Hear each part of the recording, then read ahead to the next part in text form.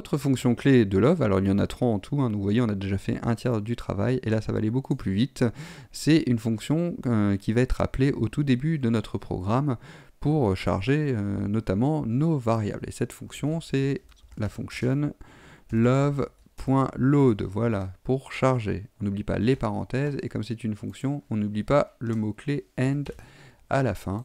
Et donc moi ce que j'aime bien faire, c'est que tout ce qui est dans la fonction, je le décale d'un cran vers la droite avec la touche tab, et comme ça je trouve qu'on y voit plus clair. On voit où ça commence, on voit où ça finit, on voit ce qu'il y a dedans. Donc love.load, encore une fois, c'est la première fonction qui va être appelée dans notre programme et qui va donc charger notre image. Tout va refonctionner pareil, mais c'est plus propre, c'est plus ordonné. Ça a également d'autres vertus, hein, on les reverra par la suite. Mais ce qu'il faut comprendre, c'est comment le programme, lorsqu'on va le lancer, dans quel ordre il se lit. Donc là, on pourrait se dire que si j'enlève ça et que je le mets tout en bas, c'est ce qui va être lu à la fin. Je vais juste rajouter une ligne de code pour la démonstration. Print, voilà, on va imprimer dans la console, par exemple, je charge mes variables, sans faute de frappe, ça sera mieux. Touc, voilà, je ferme la parenthèse, j'ai bien mis les guillemets pour la chaîne de caractères, donc j'ai mis ça en bas, donc on peut se dire que ça va d'abord afficher je charge mes variables, puis après je tape ma première ligne de code. Lançons le programme. Et ben non, vous voyez que je tape ma première ligne de code, apparaît quand même au début, et je charge mes variables n'apparaît qu'après. Sous-entendu, le programme, donc il va toujours lire les choses de haut en bas, mais il va d'abord lire tout ce qui est en dehors des fonctions. Donc par exemple, si ici je mets print, je me lance avant love.load, il va lire tout ce qui est en dehors des fonctions de haut en bas. Donc il va lire la première ligne de code ici, après il va lire cette ligne de code, je tape ma première ligne de code, après il voit des fonctions, il les ignore, et après il voit, tiens, ça c'est pas dans une fonction, je lis de haut en bas, donc je lis ça, et après seulement, je vais commencer à lire les fonctions, et la première fonction que je vais lire, c'est love.load. Je lance le programme, on voit bien que je tape ma première ligne de code appareil en premier, je me lance avant love.load, donc il a bien lu ça, et puis après il a lancé love.load puisqu'il a affiché je charge mes variables. Et après, il va lancer les autres fonctions, et les autres fonctions, il n'y en a que deux, hein, c'est love.draw, et une dernière que nous allons voir tout de suite. J'efface ça, nous n'en avons plus besoin. Alors ici, on verra, on s'en servira de cet espace-là pour notamment déclarer mes variables, mais on reverra ça plus tard. Pour l'instant, vous n'avez pas besoin de savoir. Retenez juste que le programme, là, il va lire ça, ok, et puis après, il va lancer la fonction love.load, et même si la fonction love.load, je la mets sous la fonction love.draw, lorsque je lance le programme, vous avez bien vu qu'il a bien chargé les variables avant de les afficher à l'écran, parce que si je n'avais pas chargé mes variables, évidemment, il m'aurait dit c'est quoi image, c'est quoi x, c'est quoi y. Donc ça veut bien dire qu'il les a chargés avant de les afficher à l'écran. Donc évidemment, c'est bien plus logique de respecter l'ordre comme ça. Alors maintenant, ce qu'on va faire, c'est afficher non pas le texte ici, parce que là c'est bien gentil, c'est vous programmeur qui le voyez, mais vous voyez que ça n'apparaît pas dans l'échelle du jeu, dans votre fenêtre de jeu vidéo, et les joueurs, ils voudraient peut-être voir un texte qui s'affiche à l'écran. Et pour afficher un texte à l'écran, il suffit d'avoir recours à love, donc toujours pareil dans la fonction love.draw, hein, love.draw c'est tout ce qui va s'afficher à l'écran. Donc love, on fait encore les fonctions graphiques de love, mais cette fois-ci, on ne dessine plus une image à l'écran, mais un texte, et donc ça sera print, comme on l'avait fait avant. LoveGraphics.print, j'ouvre les parenthèses, et je veux du texte, boum, du texte, par exemple, je pourrais mettre je code mon Super Mario, youpi, c'est super. N'oublie pas de fermer les guillemets, je mets une virgule, et vous voyez qu'il veut les coordonnées x et y de où on veut l'afficher. Donc je pourrais très bien l'afficher aux coordonnées 0, 0, au coin supérieur gauche de l'écran, boum. Je code mon Super Mario, apparaît au coin supérieur gauche de l'écran, tout fonctionne bien. Alors moi ce que je veux c'est le mettre peut-être en dessous, donc je vais peut-être mettre 0 d'abscisse et puis 500 d'ordonnée. On va voir ce que ça fait. Moi j'aime bien mettre des espaces, je trouve qu'on voit mieux. Boum. Voilà, je code mon Super Mario, c'est pas mal, hein. 0 d'abscisse, 500 d'ordonnées, ça paraît bien. Je vous rappelle que 0, 0 c'est ce point-là, hein. Donc là on est descendu de 500 pixels en bas et c'est le coin supérieur gauche de l'image mais également du texte qui apparaît. Donc ce coin-là est bien compris à 0 pixels de longueur et 500 pixels de vertical. Voilà.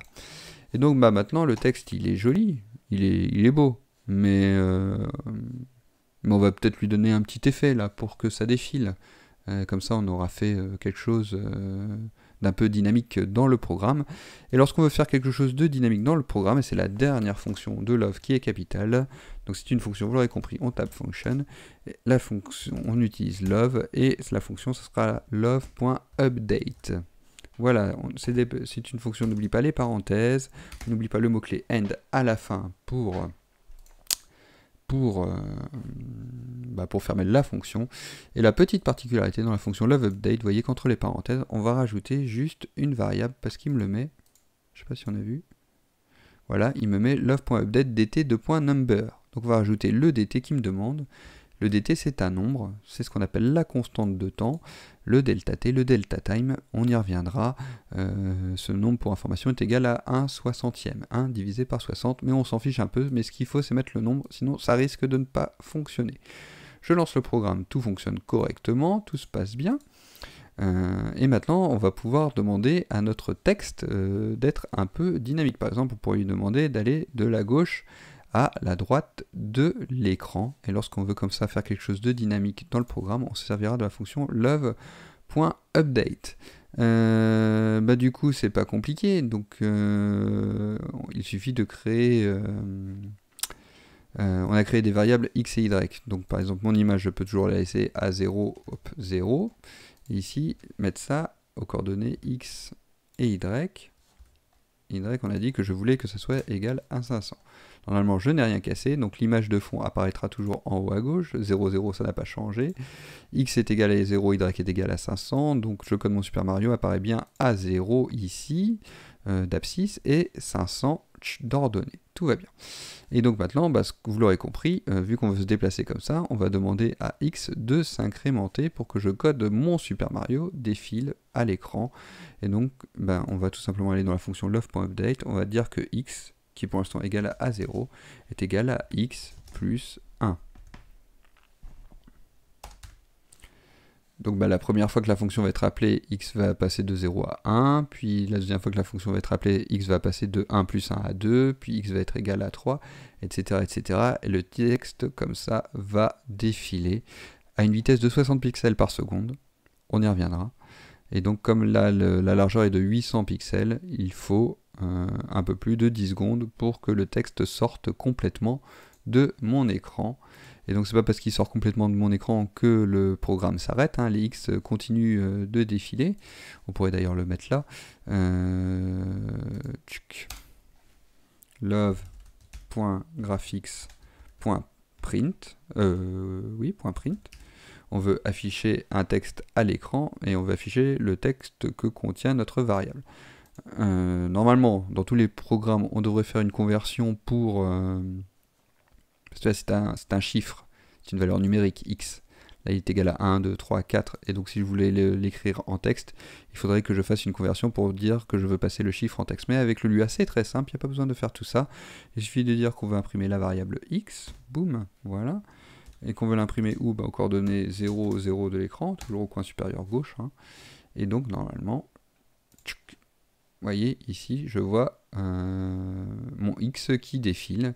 Donc je vais bientôt arriver à 400, la moitié de mon écran, et lorsque j'aurai atteint 800, le X, mon texte sera complètement sorti de mon écran. Voilà. Et vous voyez, par contre, le texte continue de défiler. Hein. Pour l'instant, il est là, là, là. Tant que j'ai pas fermé le programme, le X va continuer de défiler de manière infinie. Voilà, on a à peu près tout vu. Alors on peut quand même faire un petit effet sympa.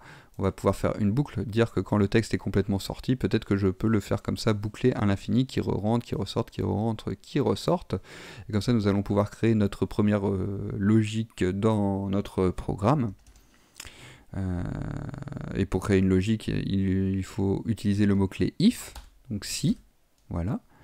Si quoi? Si x, ma variable, est complètement sortie de mon écran, donc est supérieur à 800 pixels, alors c'est le mot-clé zen, et bien x, vous l'aurez compris, je veux qu'il revienne à 0. On pourra faire mieux. Là, vous voyez, j'ai un petit tiret, donc comme j'ai mis une condition, if, si, then, alors, il attend le mot-clé end, voilà, pour dire que la condition est terminée. Donc si x supérieur à 800, alors x doit être égal à 0, point, c'est terminé. Ce n là étant en rapport avec la fonction. Vous voyez, à chaque fois, il vous met les petits tirets. Là, on peut fermer, hein, si on veut plus voir, boum. Là, je peux, boum. Bon, vous manipulerez le logiciel, vous verrez. Mais donc là, le if se termine bien par le n qui est là. Il m'a bien mis, boum, le trait. Et si j'avais déplacé comme ça, il m'aurait bien mis le trait comme ça. Bon, lançons le programme, voyons ce qui se passe. On attend que x soit égal à 800. Et quand x doit être égal à 800, x devrait repasser à 0. Boum. Et voilà, il est réapparu ici à 0. Et évidemment, x égale x plus 1, ça continue. Donc il continue de défiler. Pour que ça soit plus joli, on pourrait dire que x est égal à moins 300 par exemple. Moins 300. Donc en gros, votre texte, il apparaîtrait ici. Donc on ne le voit pas du tout, moins 300, puisque c'est le coin supérieur gauche, puis moins 299, moins 298, et puis petit à petit le texte va rentrer, et quand x va être égal à 0, votre texte sera pile ici, au coin gauche de votre écran. Démonstration, boum, je code mon Super Mario, on voit le x qui défile, à 800 il va être égal à moins 300, donc il va être quelque part par là le texte. Ça devrait arriver incessamment sous peu. Voilà, moins 300, et puis il devrait re-rentrer, voilà. Et comme ça, ça boucle à l'infini, puisque dès que x est égal à 800, x repassera à moins 300, et x sera toujours égal à x plus 1. C'est génial, non? Bah voilà, je crois qu'on a à peu près codé notre premier programme. Je voulais juste vous montrer une dernière chose, pour que vous compreniez bien comment cela fonctionne. Donc là, par exemple, je vais lui demander d'imprimer dans ma console appel de la fonction love.update. Boum. Et là, je veux faire pareil, mais je veux dire que j'appelle la fonction love.draw. Alors, si vous voulez copier toute une ligne, il n'y a pas besoin de tout sélectionner, de faire CTRL-C. Non, vous mettez au début de la ligne, un petit CTRL-C pour copier. Vous mettez au début de la ligne où vous voulez coller, un petit CTRL-V, boum. Et donc là, ça a tout bien collé. Il n'y a pas besoin de tout sélectionner, ça va beaucoup plus vite comme ça. Appel de la fonction love.draw. Et donc là, regardez ce qui va se passer. Je lance le programme, regardez bien en bas.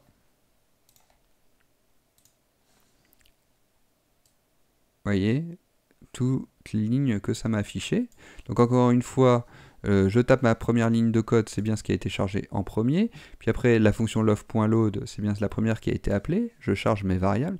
Et puis après, il fait comme ça une boucle loveUpdate, love.draw, loveUpdate, love.draw, loveUpdate, love.draw, loveUpdate, love.draw, loveUpdate, love.draw à une vitesse de 60 fois par seconde. Donc là, le programme, c'est voilà, 1 seconde 3. Donc là, j'ai à peu près 90 fois la fonction qui a été appelée.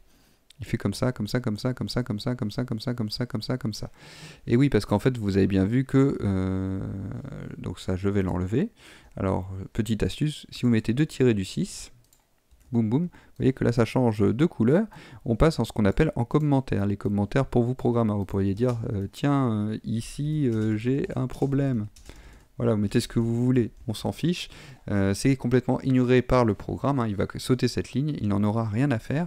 Et vous, ça vous va permettre de lancer des mémos. Et donc là, bah, comme j'ai mis des petits tirets, c'est passé en mode commentaire, et donc ces lignes ne vont plus être prises en compte par le programme, ça va plus s'imprimer là 60 fois par seconde. Donc si je les enlève, voilà, ça me fait quelque chose de bizarre. Enfin, ça me remet la ligne, et si je les mets, boum, je passe en mode commentaire. Donc je lance le programme, donc évidemment ça n'apparaît plus puisque c'est en commentaire. Donc on voit les x qui défilent, et donc en fait 60 fois par seconde, cette fonction va être appelée. Et c'est pour ça que je vous ai dit que ça allait à la vitesse de 60 pixels par seconde, car la fonction est appelée 60 fois par seconde, et x est égal à x plus 1 à chaque fois que la fonction est appelée. Donc en une seconde, la fonction a été appelée 60 fois, donc x plus 1, x aura pris 60 unités, et donc ça se déplace à la vitesse de 60 pixels seconde. Et love.draw, bah c'est pareil, il est appelé 60 fois par seconde, et donc comme x se déplace à chaque fois, bah c'est comme ça, l'image en fait, elle s'éteint complètement, elle se rafraîchit, elle s'éteint complètement, elle se rafraîchit, à une vitesse de 60 images par seconde, donc là vous voyez pas que l'image clignote, mais en fait, si on pouvait ralentir le temps, on verrait qu'elle clignote, et que donc c'est comme ça, l'astuce, c'est que à chaque fois qu'on fait une logique dans le love update, ça se répercute instantanément dans le love.draw. Voilà, c'est terminé pour ce petit programme. Si vous voulez vous amuser, c'est pour ça que je vous ai mis le petit Mario, n'hésitez pas, hein, vous pouvez vous amuser à charger l'image, à l'afficher à l'écran, à le modifier sur l'axe horizontal vertical. Le programme il est à vous, c'est un programme test. Je pense qu'on est vraiment prêt à commencer le Mario, on a bien vu comment tout cela fonctionnait, je vous l'ai résumé sur cet écran. Donc la première chose qui est exécutée, c'est tout ce qui est avant les fonctions, ça va nous servir à déclarer les variables, on le reverra par la suite. Ensuite, nous avons la première fonction qui est appelée, la fonction love.load, où on définira les chiffres qui sont rattachés aux variables que l'on a déclarées, puis après, de manière infinie à la vitesse de 60 fois par seconde, loveUpdate pour la logique du programme, love.draw pour l'affichage de notre programme. Voilà, j'espère que vous avez apprécié cette vidéo, j'ai pris mon temps, mais encore une fois, c'est très important de comprendre comment cela marche. Quand vous serez perdu, revenez sur cette diapositive, vous y verrez beaucoup plus clair. Et dans la prochaine vidéo, je vous proposerai un petit exercice pour mettre en application tout ce que nous avons appris jusqu'ici. Comme ça, on va pouvoir voir si vous avez compris ou pas ce que je vous ai raconté jusqu'à présent. Mais je pense que vous avez compris, j'ai plutôt été brillant, non? Non, allez, trêve de plaisanterie, on utilisera les mêmes images, un peu la même logique, on les manipulera et on verra jusqu'où cela peut nous mener. Je vous fais plein de gros bisous et je vous dis à très vite pour la suite de nos aventures en programmation. Allez, bye bye.